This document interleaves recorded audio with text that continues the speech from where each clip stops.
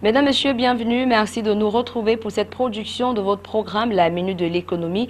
Au menu de l'actualité ce jour, 18 milliards de francs CFA pour électrifier 102 localités. C'est le montant alloué par le gouvernement à la deuxième phase du projet d'électrification dans les zones rurales du Cameroun. À l'étranger, rien ne semble pouvoir perturber la croissance en Inde. Elle est passée à 7,6% sur l'année fiscale 2015-2016. De janvier à mars, elle a même atteint 7,9%. De quoi faire frémir l'économie chinoise. Voilà pour la titraille. Une fois de plus, bienvenue à tous et merci de nous rejoindre à l'entame de ce programme. On parle encore de la grippe aviaire, l'interdiction donnée par le ministère en charge de l'élevage, des pêches et des industries animales est prorogée d'un mois. Ce temps sera consacré à la mise en œuvre de l'opération de pré-désinfection des marchés de la volaille de la capitale, ainsi que sur l'ensemble des marchés des 7 arrondissements du département du Fondi. L'objectif étant de réduire la charge virale sur le marché. Cette pré-désinfection est somme toute favorablement accueillie par les commerçants qui espèrent tout de même que soit mis à leur disposition un marché témoin pendant la durée du processus. On parle de toute autre chose à présent, de la douane camerounaise qui renforce ses capacités en ressources humaines. C'est pour lutter contre la contrebande. Au niveau des frontières dans le Grand Nord, 270 nouveaux agents recrutés ont entamé un séminaire d'imprégnation techno-professionnelle des fonctionnaires des douanes. Leur contribution sera décisive dans la lutte contre la contrebande qui sévit dans les villes et frontières des 3 régions septentrionales du pays, notamment à l'extrême nord, au nord et à l'Adamawa, tel qu'envisagé par la Direction générale de la douane dans le cadre de sa politique de redéploiement de son personnel. La contrebande est une véritable gangrène pour l'économie camerounaise et fait perdre plusieurs milliards de francs CFA à l'État chaque année. Un autre investissement, cette fois financier, l'État camerounais injecte plus de 325 milliards de francs CFA dans le réseau routier en 2015. Cette enveloppe a servi pour les travaux de construction et de réhabilitation d'un certain nombre de chantiers au titre du budget d'investissement public BIP et des ressources transférées aux communes. Les travaux qui justifient ce montant sont ceux qui concernent entre autres la phase 1 de l'autoroute Yaoundé-Douala, la poursuite des travaux de construction du second pont Souvouri, les aménagements des entrées est et ouest de la ville de Douala. Pour ce qui est du regroupement d'entretien routier 2015, 1000 km de routes ont fait l'objet d'un entretien courant au niveau national. Non loin du projet routier, il y a celui de l'électrification, notamment dans la zone rurale. On le disait en titre, pour la deuxième phase de ce projet donc, qui vise 102 localités des régions de l'Adamawa, du centre, du nord, de l'ouest et du sud. Le budget est estimé à plus de 18 milliards de francs CFA. Cette phase marque l'aboutissement d'un long processus que le Cameroun et la BID ont mené ensemble dans le but d'augmenter le taux d'électrification rurale du Cameroun qui se situe actuellement autour de 18%. Ce projet d'électrification rurale a été élargi aux autres bailleurs du monde islamique, notamment la Banque arabe pour le développement économique en Afrique et le Fonds de l'OPEP pour le développement international. La seconde phase vient après la première, lancée il y a 5 ans et qui concernait 33 localités. Le projet a déjà permis de raccorder 3 935 ménages dans les régions du centre, du nord et du nord-ouest. À court terme, ce sont quelques 60 000 branchements qui seront connectés à travers le pays dans un environnement marqué par l'insuffisance de l'énergie électrique. On parle de prouesse à présent, le Cameroun dans le top 20 des pays les plus prospères d'Afrique, selon le think tank londonien Legatum Institute, qui a publié l'Africa Prosperity Report 2016. Le Cameroun est le 18e pays le plus prospère d'Afrique. Sur ce classement de 33 États du continent, le Cameroun arrive en tête de la zone CEMAC devant la République du Congo, puis le Tchad et la Centrafrique, qui occupent les 2 dernières places du classement. Dans l'espace CEAC, le Cameroun pointe en 2e position derrière le Rwanda.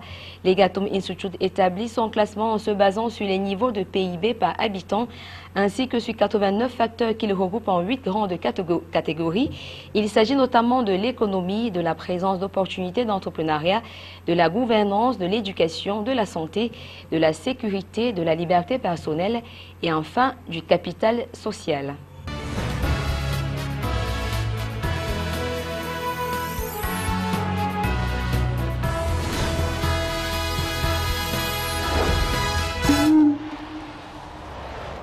On ouvre la page étrangère par cette information sur le Kenya qui a adopté un nouveau mode de lutte contre la misère. À l'école pour filles de Kibera, on apprend à se servir d'un ordinateur dès la primaire. L'objectif est de préparer les jeunes Kenyanes à trouver un emploi dans les sciences ou l'informatique afin de les éloigner de la misère des rues de la ville. Reportage. Les écrans et les claviers ont remplacé les crayons et les cahiers. À l'école pour filles de Kibera, on apprend à se servir d'un ordinateur dès la primaire. Objectif, préparer les jeunes filles à trouver un emploi dans les sciences ou l'informatique, des domaines presque exclusivement masculins. Idéalement, on essaye de faire beaucoup de code.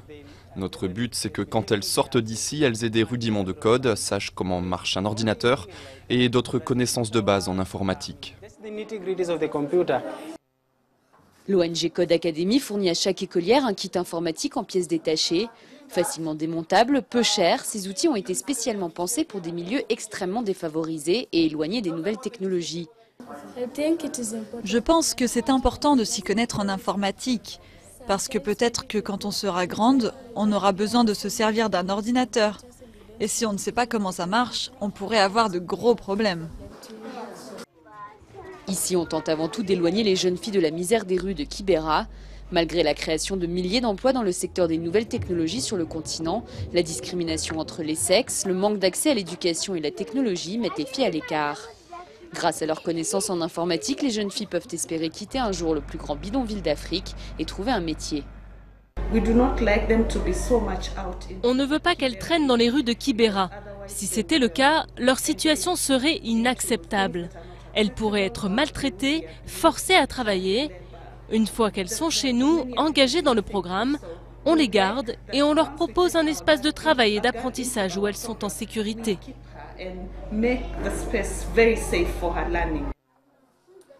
Les élèves suivent les cours une fois par semaine pendant 6 mois. En tout, 600 à 700 jeunes filles du Kenya, d'Ouganda et du Sénégal sont concernées par ce programme éducatif. Le rêve de l'ONG, voir un jour une de ces jeunes informaticiennes à la tête d'un hub technologique africain. Loin du Kenya, on est en Inde que certains appellent déjà la nouvelle Chine. Rien ne semble pouvoir perturber la croissance dans ce pays. Elle s'est envolée à 7,6% sur l'année fiscale 2015-2016 contre 7,2% l'année précédente. De janvier à mars, elle a même atteint 7,9%, de quoi faire frémir l'économie chinoise. Le tout dans ce reportage. Certains l'appellent la nouvelle Chine. Rien ne semble pouvoir perturber la croissance en Inde. De janvier à mars, elle a atteint 7,9%, là où l'économie chinoise n'a progressé que de 6,7%.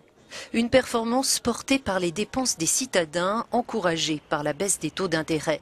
L'agriculture, le secteur minier et la production d'électricité ont aussi contribué positivement au PIB. Un succès indéniable pour le Premier ministre Narendra Modi, à l'origine d'un plan de modernisation des infrastructures routières, ferroviaires et électriques de la troisième économie d'Asie, assez pour compenser la morosité de l'investissement privé et le recul des exportations.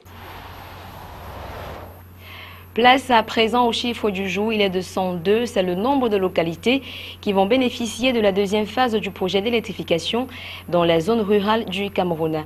Voilà, mesdames, messieurs, c'est la fin de cette autre édition de la Minute de l'économie. Mais avant de la clore définitivement, le rappel de ce qui a constitué la titraille, 18 milliards de francs CFA pour électrifier 102 localités. C'est le montant alloué par le gouvernement à la deuxième phase du projet d'électrification dans les zones rurales du Cameroun. Et à l'étranger, on a parlé de l'Inde que rien ne semble pouvoir perturber, notamment dans sa croissance. Elle est passée à 7,6% sur l'année fiscale 2015-2016. De janvier à mars, elle a même atteint 7,9%, de quoi faire frémir l'économie chinoise. Merci de votre attention, surtout merci de rester fidèle au programme de Canal 24 qui se poursuivent. Au revoir.